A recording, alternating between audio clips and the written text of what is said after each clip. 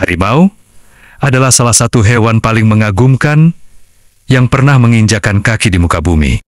Dengan tubuh besar, otot yang kuat, dan corak loreng khas yang menjadi identitasnya, harimau benar-benar mewakili kekuatan, ketenangan, dan ketangguhan alam liar.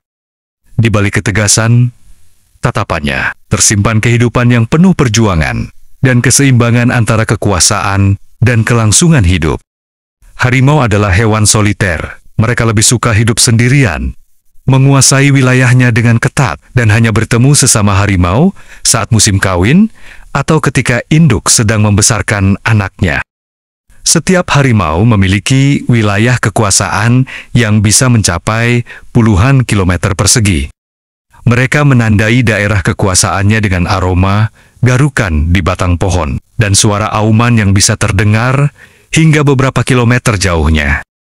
Semua itu bukan hanya untuk menunjukkan kekuatan, tetapi juga sebagai bentuk komunikasi kepada makan lain. Wilayah ini sudah ada pemiliknya. Kehidupan harimau sangat bergantung pada keseimbangan ekosistem di sekitarnya. Mereka adalah predator puncak, yang artinya tidak ada hewan lain yang memburu mereka di alam liar. Tugas utama mereka dalam rantai makanan adalah menjaga populasi mangsa tetap seimbang. Mereka memburu rusa, babi hutan, kerbau liar, dan kadang-kadang hewan yang lebih kecil. Dengan kemampuan mengendap dan serangan mendadak yang cepat, seekor makan bisa menjatuhkan mangsanya hanya dengan satu gigitan ke leher. Keberhasilan mereka bergantung pada kesabaran dan ketepatan waktu. Dalam satu kali berburu, tidak semua usaha berhasil, bahkan sebagian besar gagal. Karena itu, seekor harimau bisa berjalan jauh hanya untuk mencari satu kesempatan makan yang sempurna. Harimau juga dikenal sebagai perenang yang hebat. Tidak seperti kebanyakan kucing besar lainnya, mereka menyukai air. Di hari yang panas, mereka bisa berendam di sungai atau danau untuk mendinginkan tubuh. Di beberapa wilayah seperti di India dan Sumatera, harimau sering menggunakan air sebagai jalur pergerakan yang lebih cepat dan untuk memburu mangsa yang datang minum di tepian. Hubungan harimau dengan air menjadi salah satu keunikan yang jarang dimiliki hewan predator besar lainnya. Dalam hal keluarga, harimau betina memegang peran penting. Setelah masa kehamilan sekitar 3,5 bulan, seekor induk harimau akan melahirkan 2 hingga 4 anak. Ia akan mencari tempat tersembunyi di hutan, biasanya di antara semak-semak lebat atau gua kecil, agar anak-anaknya aman dari predator lain. Sang induk sangat protektif.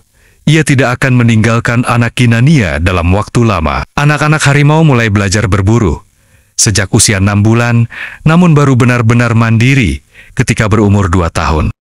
Pada masa itu, mereka akan mulai meninggalkan induknya untuk mencari wilayah baru dan memulai kehidupan sendiri. Namun, kehidupan harimau di alam liar tidak selalu indah. Tantangan terbesar mereka bukan datang dari alam, tetapi dari manusia. Perburuan liar dan perusakan habitat telah membuat populasi harimau menurun drastis.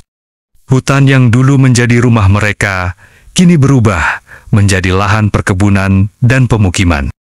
Banyak harimau yang kehilangan tempat berburu, hingga akhirnya terpaksa mendekati perkampungan dan dianggap sebagai ancaman.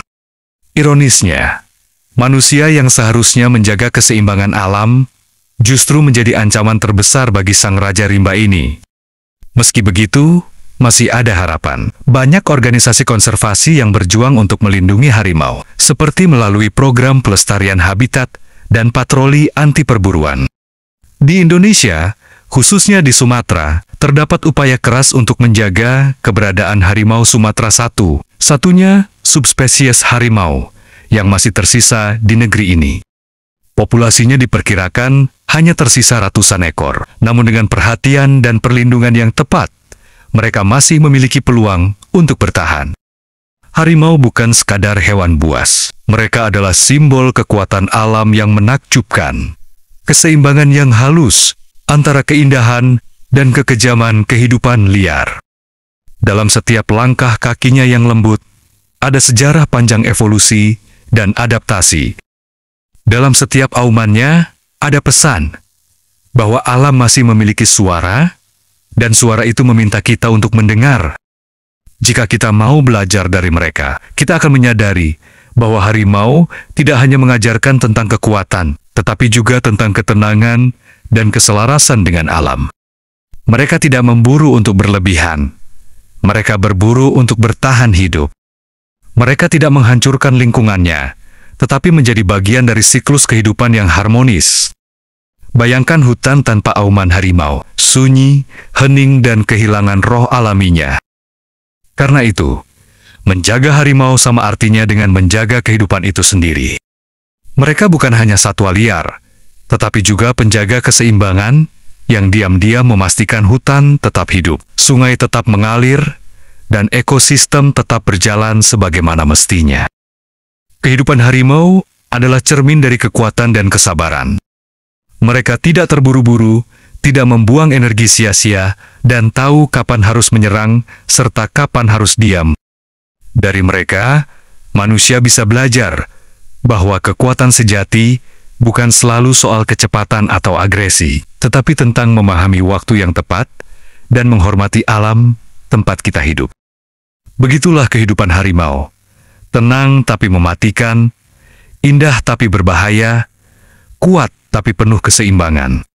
Mereka adalah penjaga sunyi hutan yang terus mengajarkan kita arti dari keteguhan dan kelestarian.